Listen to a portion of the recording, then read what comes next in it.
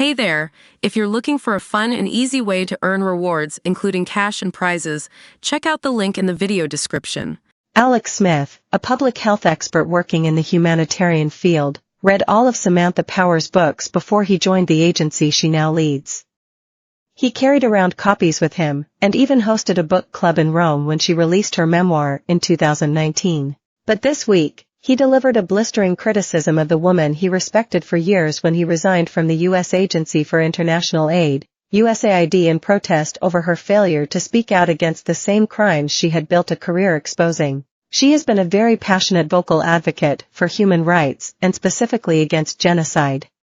So to see her not talk about international law now, about illegal acts that Israel is currently very publicly carrying out, it is very frustrating for me and a lot of staff, Smith, who worked as a contractor at the agency for 4 years, told U.S. News by phone. Smith, who worked as a senior advisor on gender, maternal health, child health, and nutrition, became the 9th official to resign from the Biden administration over its unconditional support for Israel's war in Gaza, and only the 2nd to leave USAID, the agency devoted to humanitarian assistance. He said Power's refusal to name and blame Israel for blocking aid into Gaza, as a famine that threatens the lives of hundreds of thousands takes hold, was inconsistent with his values. Specifically, he criticized Power for not calling out what is causing it, and stating the very obvious fact that starvation of children is a war crime and a crime against humanity. But he also offered some insight into Power's thinking and a possible explanation for why a prolific campaigner against genocide would self-censor at such a crucial time.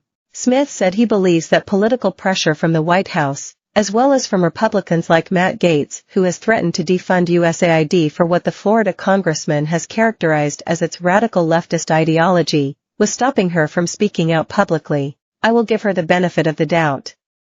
Having read her books, I understand that she often takes stands that she sees as the lesser of two evils, he said. In this case, she wants to preserve the budget of USAID, which is an arguable moral case that you can make, that preserving our budget does help millions of people around the world. However, Smith said he and his colleagues were uncomfortable about the agency censoring itself to keep the money coming in. I think me and a lot of staff think that if you are preserving our budget by not telling the truth about war crimes and crimes against humanity, that's not acceptable, he said. Smith's resignation comes 2 weeks after U.S. News published an investigation into dissent at USAID in response to the Biden administration's handling of Gaza's hunger crisis. The investigation revealed that at least 19 internal dissent memos have been sent since the start of the war by staff at USAID, criticizing U.S. support for Israel's war in Gaza. Power herself has spoken out about the effectiveness of government officials resigning in protest. As a young college graduate, while the Bosnian war was ongoing, she wrote in her journal, "My only regret is that I don't work at the State Department so I can quit to protest policy. Instead, I sit impotent and incapable." Power began her career as a journalist covering the mass killing of Bosnian Muslims by Serbians, and became a powerful advocate for using American power to protect innocent civilians. Later, she became a foreign policy advisor for Barack Obama at a time when he stubbornly resisted pressure to use the U.S. military to protect civilians in the Syrian civil war.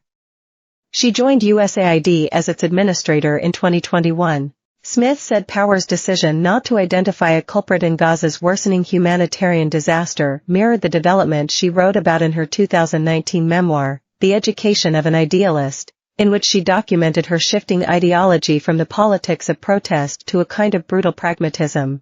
Power has gone further than most U.S. officials in declaring that a famine has likely already taken hold in parts of Gaza in a Senate hearing in April. In doing so, she became the first high-ranking U.S. official to make that declaration. Speaking to other donor governments about the crisis in Gaza on Wednesday, Power said civilians there were paying a devastating and unacceptable price in this war, particularly in the wake of the